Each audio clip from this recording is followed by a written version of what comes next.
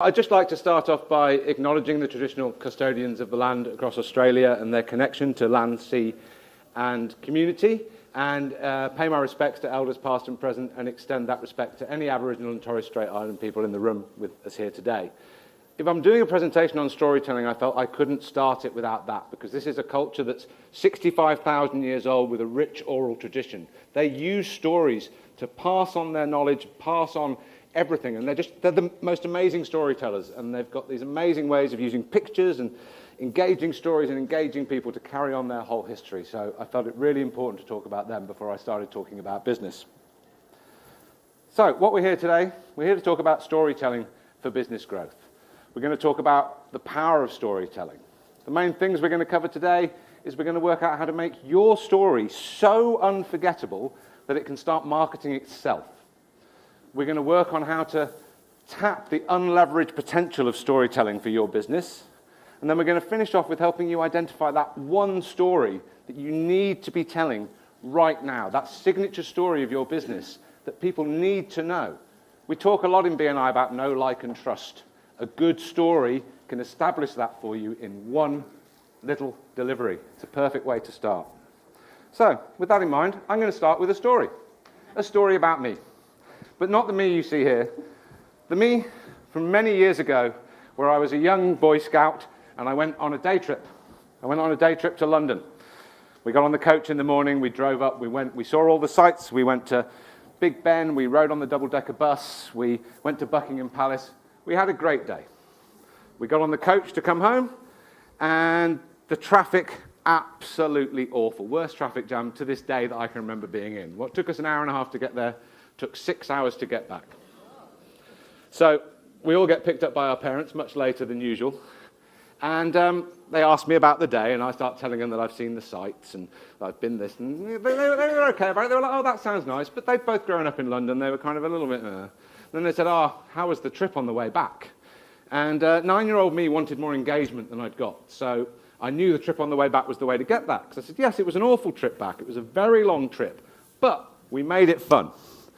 We had dance parties, we played, we sang along. My uncle, who was one of the chaperones on the trip, invented coach rugby, and we got a rugby ball and we played it up and down the coach. We had the best time ever. And suddenly, my parents' ears pricked up. They wanted to hear more. There were follow-up questions. I had the engagement 9-year-old me was craving, and I was hooked on storytelling for the rest of my life. This was the moment where I knew the power of stories. But I also learnt two very important lessons about storytelling. The first one is that a great story gets told again and again and again. And it gets heard by more and more people. And it gets questioned. So about a week later, when we're at lunch with my uncle, the questions start coming from my parents. They start with the trip. He starts saying how it was a great trip in London. They say, but what about this coach trip on the way back where you came up with all these amazing games? And the other lesson that I learnt, particularly applicable when it comes to business storytelling, is make sure your story is true, because my coach trip was not. The TV was broken, it was dark, it was miserable, most people slept. But that's not what I wanted. I wanted the engagement, so I came up with this story. But it taught me that a story can engage, that can get that attention. But if you want the story to last, unless you're writing pure fiction, you've got to make sure there's a truth at the core of it. You've got to make sure that when it's told again and heard again, everybody can really embrace that. So what I did was then I spoke to some people in the BNI network, and I said to us, I want you guys to tell me a story that changed your perception. I want you to tell me a story that's changed the way you look at things. And I had two very brave volunteers, and we've got some video of them to show now. And the first one, who most of you will have seen speak this morning, is Emma Kirkwood. Story challenge is the change of perception in how I view the imposter syndrome. It's something that's plagued me for years. It's stopped me from doing things and going after my goals, and it's caused me a whole lot of anxiety and grief when I have gone after my goals. But a conversation with a really good friend of mine and fellow coach really helped me to shift the perspective, and it's been absolutely game-changing to go after my goals and have more of a sense of freedom and ease about it. So I now have a name for the imposter syndrome. It's called Ignatius, the imposter. And when he comes up, I see that as a sign that I'm on the right track. Going after my goals, if he doesn't turn up, then I kind of think I'm not on the right track these days. So it's a lot more fun, and I'm enjoying getting back into the game.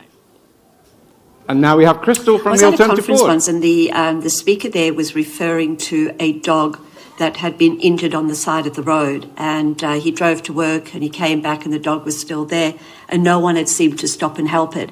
And he went back the next day, the dog was still there, a little worse, and still on his way back home he noticed still no one had stopped that. He felt really bad and thought, I wish somebody would come and pick it up or help it or do something with it.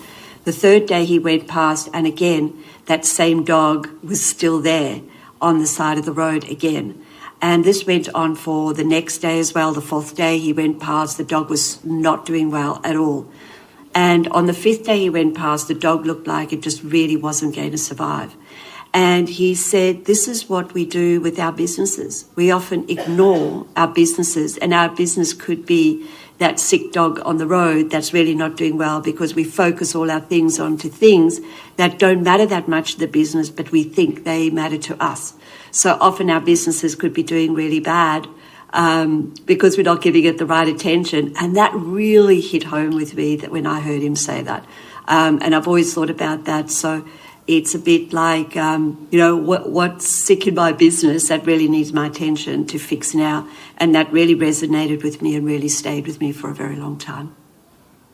So we could just give a quick round of applause to Emma and Crystal for doing that for me, because that was amazing. And I love the fact they both took a different route. Emma told us about Iggy. I love the story about Iggy. I really enjoyed that. Crystal gave us that kind of life lesson that she'd got about business from it. And those were stories that stick with you. They stay with you. They engage with you. And I'm now going to talk about my favourite brand in the whole wide world. And it's the brand that I think uses storytelling better than anybody else. Lego. Now, I love Lego. My wife tells me I am a bit of a man-child. She can't tell what's my toy and what's my son's toy. But I recently found out I'm not. I'm actually an AFOL. I didn't realise this was a term until recently, but it's an adult fan of Lego. So there's an official brand for us now. We're called AFOLs. But Lego has an amazing story behind it. It started off in kind of World War II. It was a carpenter who made really good toys, and he wasn't making any money because he focused too much on quality, and he wasn't able to get it out there. His factory burnt down. His son got involved. They discovered these amazing little plastic bricks, and the Lego story began. They took just this tiny bit of plastic, one little bit of brick, and they've turned it into so much. And they didn't just do that. They got people to start with to just make your own thing. Let's make a house. Let's build a maze for your marbles. Then they tapped into other storytelling cultures. They went, okay, great, we've got this great way to tell stories. Let's tap into the franchises. Star Wars will get the people. We'll get the people with the superheroes. And then what I think was their truly genius idea was their Lego Ideas platform, where as a consumer, you can make your very own Lego set, you can put it up there, and if 10,000 people vote for it, Lego will make it and sell it as one of their sets and give you a cut of the money as well. But you've instantly turned your consumers into co-creators. You're not just people buying your brand, it's people investing their ideas in your brand and really pushing to get the awareness out that they've done this. So it's an amazing brand, and the things that they've done, it's just so good how well they've used storytelling and how well they tell those stories. But why is telling stories important? As a business owner, why can't we just give facts? Why can't we just focus on what we do? Well, let's talk about the neuroscience behind it. So it's all about the connections in your brain. It's the oxytocin that comes out when you hear a story or when you engage with it. If somebody tells you a story, you are 22 times more likely to remember it than just simple facts. Because you remember the way it made you feel, and that makes you think about the story again. You're not focused on the facts, you're not focused on that, you just go, I remember that story, I remember it really engaged with me. You've got to build that story from the ground up, so you've got to start with the emotion. If you're telling a story to somebody, you've got to make sure they care. So you've got to know your audience, you've got to know what's going to engage with them, what's going to make them think, yeah, I care about this business, I want to help them grow, I want to help them be a better business. And relatability. Your story has to tie in with what they want. They have to experience and know that you understand them because they can relate to what you're talking about. Conflict. Every story has to have conflict. We may well all have read lovely little kids' stories that are all happy, but we really want a story where something goes absolutely wrong in the middle. We want to know that it didn't all go perfectly, there was a mistake, there was something happened, and then you finish it off with a resolution. That's where you come in as the saviour for the story. you've got to follow these steps, because if you just talk about the conflict, you just talk about what went wrong, everyone's, well, how did they fix it? If you don't have the emotion, if you're not relating to your audience, then they're not going to want to engage. So you've got to kind of build up from there. So having the right building blocks for a story is very important. So, there's an interesting fact about Lego. 6 Lego bricks like this, 4x2. They don't look like much, but if you ever go to Legoland, they give you these 6 bricks as you leave, with a unique set of instructions they've never given to more than one person, because 6 bricks like this can go together in 915,103,765,000 ways. It's crazy. They didn't used to think it was that many, then they got a better computer that worked it out and found out it was more.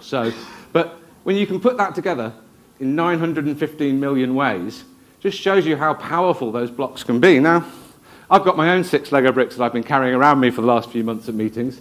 They look a little bit different, but I've got these 6 bricks. In every meeting that I've had with anybody recently, I get these 6 bricks out at the end. I get a bit of a funny look as to why I'm pulling out Lego at the end of the meeting, but I was preparing for this because I wanted to show you this. And they all get set the exact same challenge. I say, here are 6 bricks. You've got 30 seconds.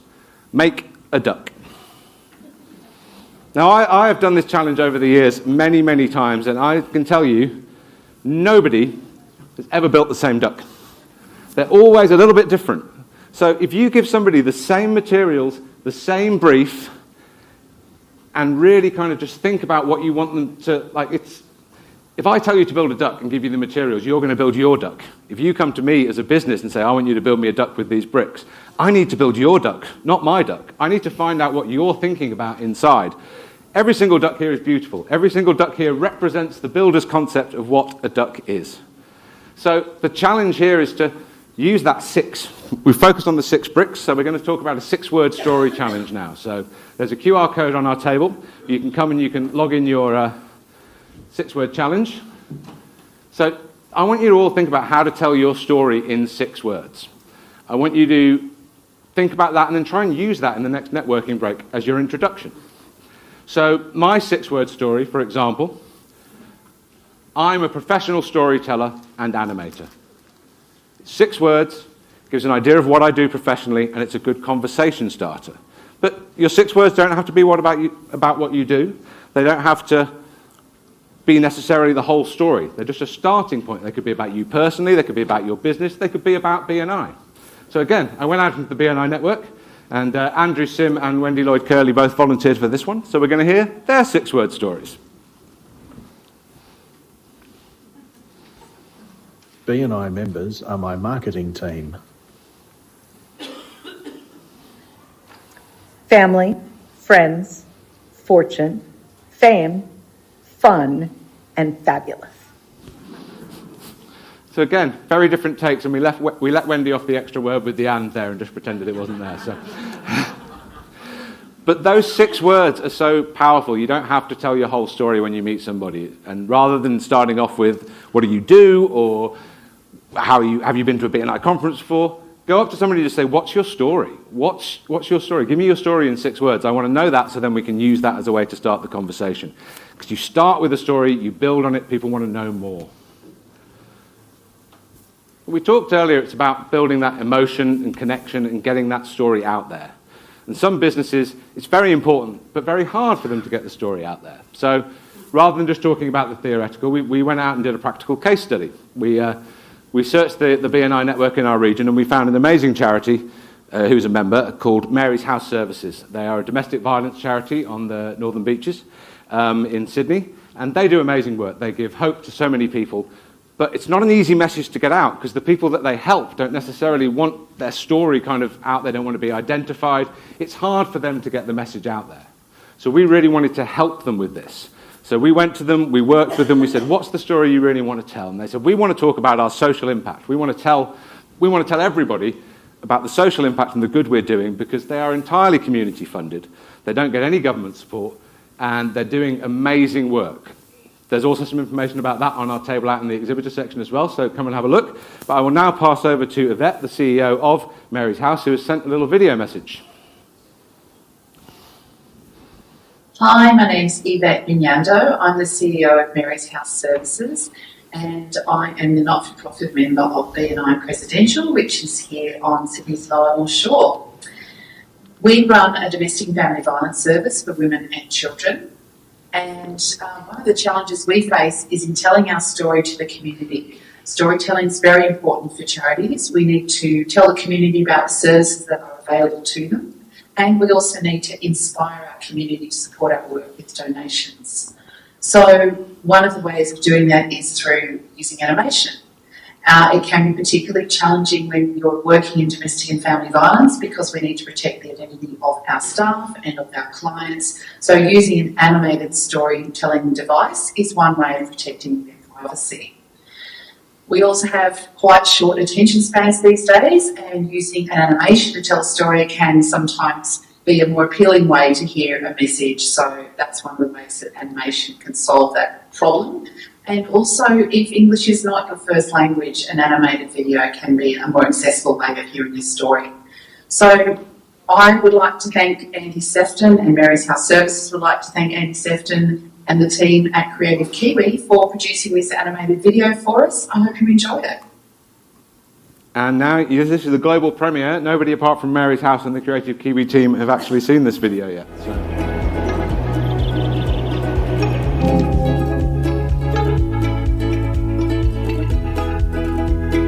At Mary's House Services, we believe everyone deserves to live free from domestic and family violence. In the past 8 years, our doors have opened to women and children seeking safety, healing, and hope.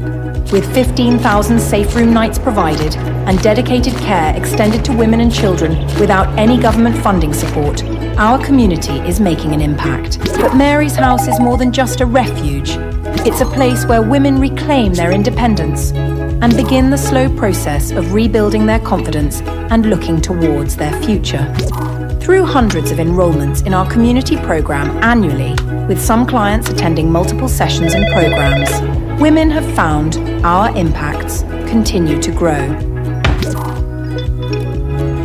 As demands for our services increase with more victim survivors speaking up, and New South Wales Police reporting in 2024, 153,000 serious incidences of domestic and family violence, or close to 1 every 4 minutes.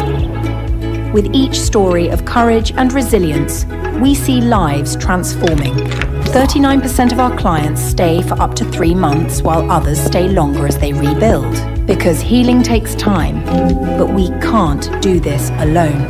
To date, Mary's House Services has been 100% community funded. Together, the community is saying no to domestic and family violence and standing as one to provide the support to vulnerable victim survivors we care for and they so desperately need. To find out how you can help, visit maryshouse.org.au.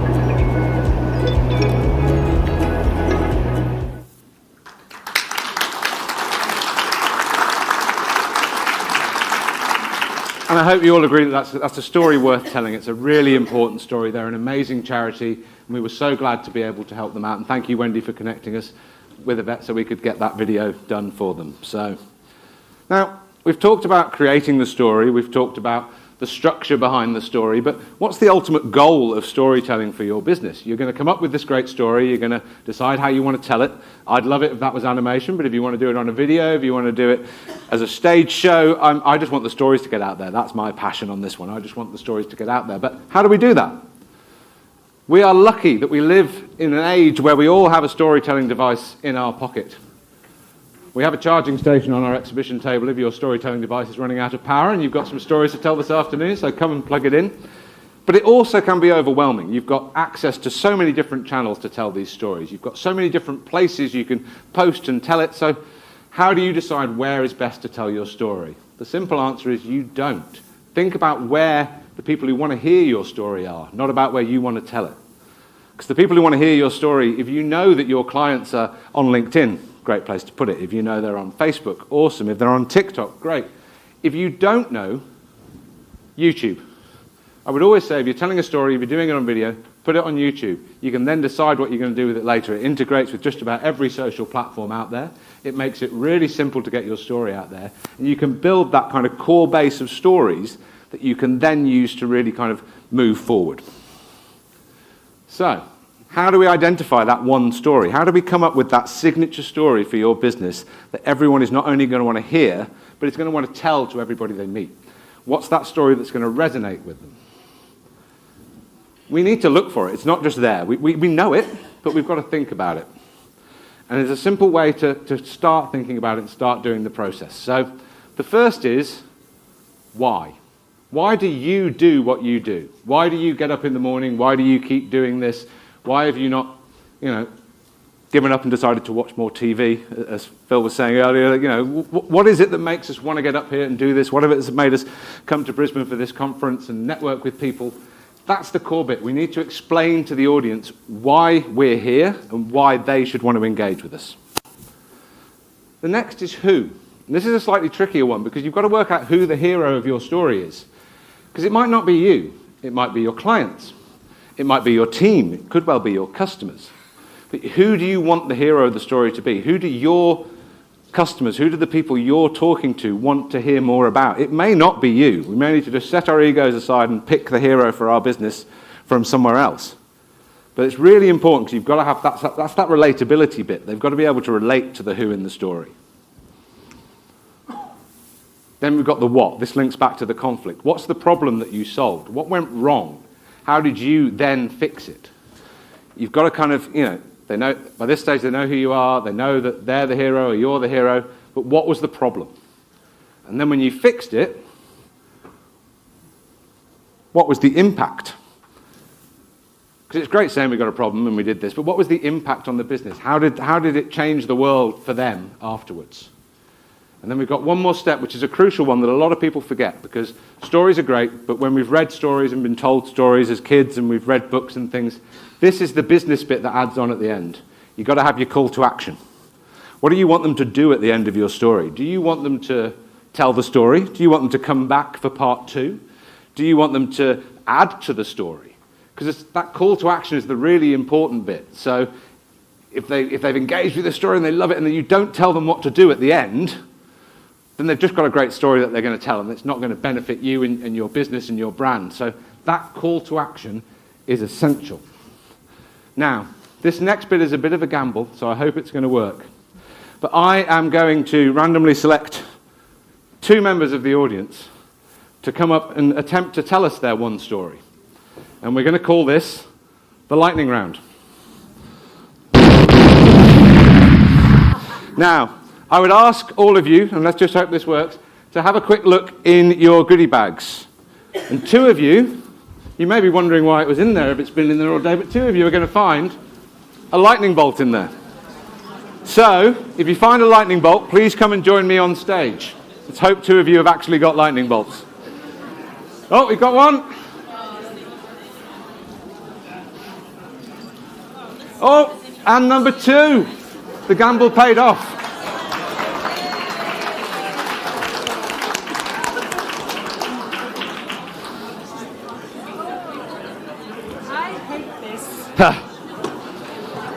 Now, my willing and lovely volunteers, I'm going to give you a chance to introduce yourself to the audience, your name and your business, and then we're going to start a 30-second timer, and you're going to get 30 seconds before the lightning strikes again to tell us your story. So, over to you. Please introduce yourself. Oh, you want to go first, do you? I'll let her go first if she's not desperate. Here we go. Hi everyone, I'm Jean Martin and I'm from Aussie Flipside Coaching and I'm a business coach in the northeast region of Sydney under Wendy. Okay, here we go. Hi, I'm a connector and problem solver. That's why I love being a business coach. Sales is the heartbeat of any successful business. 3 years ago, Alyssa, a Salesforce expert, came to me with great referrals, no conversions. We had a couple of sessions, and in that time we nailed her elevator pitch, realigned her services, and simplified her offers. A year later, she quadrupled her revenue. 2 years on, she went to Italy with a family for a month, read her email once. Just in time. You've got 30 seconds to give us your story, so Introduce Absolutely, I yourself am first, yes, then I'll start the timer. Hi, I'm Karen Vickers and I have a financial planning business and actually specialise in aged care advice. So I work with families when their elderly people are going into aged care to just restructure assets and make them safe, because the elderly people are my client, not their children. So my story starts with Anna, who's a very close friend of mine. 22 years ago or more, I met her and her husband died, and she hooked up with her boyfriend in Queensland. After that, and was going backwards and forwards for quite a while. Roll on to COVID. She was up in Queensland because that's where they bought a house together, and he died. She had a will but no powers of attorney and ended up under the auspices of the public trustee. My God, my heart broke. There was nothing I could do for her. So that's when I started going into the aged care financial advice sector. I can tell you more, it's really sad. Thank you very much for that. Much appreciated and excellent work. So, it was great to get Jean and Karen up here, and thank you very much for doing that. But I want to hear all your stories. So again, at our table, we've got a QR code where you can scan. We've got a Padlet set up. And if you're brave enough, I want you to share your story on there. And then we're going to consult an expert panel of judges about which is the best story. Now, the best storyteller I know is actually going to be the judge.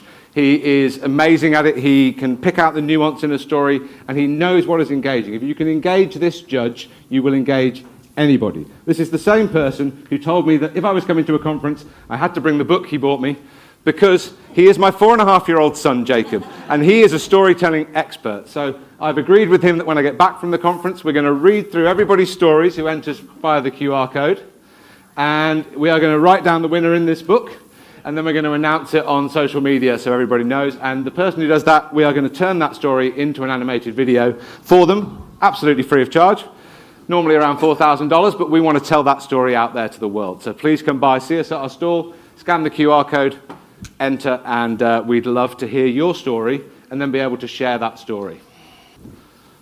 So, my timer is definitely red. I've still got a few minutes, so I can still keep chatting away for a bit. But what I really wanted to just do was just kind of sum up a little bit about kind of what we're trying to achieve here. Yeah, we're an animation studio. I'd love to make animated videos for all of you. I'd love to make you all into the animated characters like you saw of Wendy, etc. And we are doing that. Again, QR code on the stand. Come, scan that. We'll send you an animated you in the next couple of days. So you've just got a little token from us. But what I really want to do is get into this more with businesses. So we're doing storytelling workshops on this. We've got a 2-hour workshop coming up in June. Again, a free gift to everybody who's here at the BNI conference. Normally $100, but we'd love to get you on board. It's a much more in-depth version of this with breakout rooms and discussions, and you'll get a much better idea of kind of how to grow that story. So it's a 2-hour session on Zoom in June. We would love to see you there, because I really want everybody to just kind of, dream big and just create your own story. Or find your own story. You've already created it by getting here. The story is just those bits you haven't thought about, those key elements. I spent most of my corporate career in PR and marketing for big tech companies. And they always used to come to me and they'd say, oh, we've released 7.2.1 software version, so we'd like you to get us in the paper about that. And it's like, okay, but why? That's not a story. If I call up a journalist and say you've released a new bit of software, they're going to say, not interested. If I call them up and tell them this bit of software can do something amazing, that it can change the world, it can save energy, it can do this, it can do that, but they don't think like that at big tech firms. They didn't think about the story. That's why they used to hire PR and marketing firms to think about the story. But what we've really got to do is just realize that, I say, know, like, and trust. And there is no better way to build that than with a story. If we can build that story, if we can tell that story consistently, and get other people to pass that story on consistently, people will remember how that story made them feel. They will connect with the emotion of it, they will relate with your business, and they will want to work with you because that story is just so engaging. And you all have that story, I promise you. Whether it's personal, whether it's business, there is something in your life that you haven't thought about that you can use to connect with the world. And that's what I want you to take away from today. I want you to dream big and think about your story and how you can tell it, and who you can tell it to, and who they're going to tell it to. And remember my lesson from the start, make sure it's true. So we don't want people getting caught out like that. So 9-year-old me got in quite a lot of trouble for that one. But the story is the important bit. The story is what I'm passionate about. The story is what I want to help businesses do. And The late, great Steve Jobs, in a meeting with Pixar executives, once said, "The most powerful person in the world is the storyteller. The storyteller sets the vision, values, and agenda of an entire generation that is to come." The story just has so much power, and this was before Pixar was Pixar. This is when, you know, Disney was owning the story and the kids market, and Steve Jobs went in and spoke to them, and this was kind of the start of their kind of renaissance, where they embraced that story. They realized that they could really engage with people and look at it in different ways. And there is nobody more powerful than the storyteller. We've all got stories we remember. We've all got kids' stories. We've all got authors that we remember. We've got speeches that we remember. I'm going to go away from this talking about Bergisms for the next few weeks. I don't know about you, but that's connected with me. It was a story. It was engaging. It was fun. I'm going to remember Iggy. I'm going to remember the dog. I'm going to remember the 5 words. I'm going to go and ask Andrew why BNI is his marketing team. Although I know, because he does amazingly at BNI as an amazing giver and an amazing member. But those 6-word stories, please try them out in afternoon tea. Try and tell somebody your 6-word story instead of just saying, "Hi, I'm Andy from Creative Kiwi Animations." Start off with a story. Say, "Hi, I want to hear your story."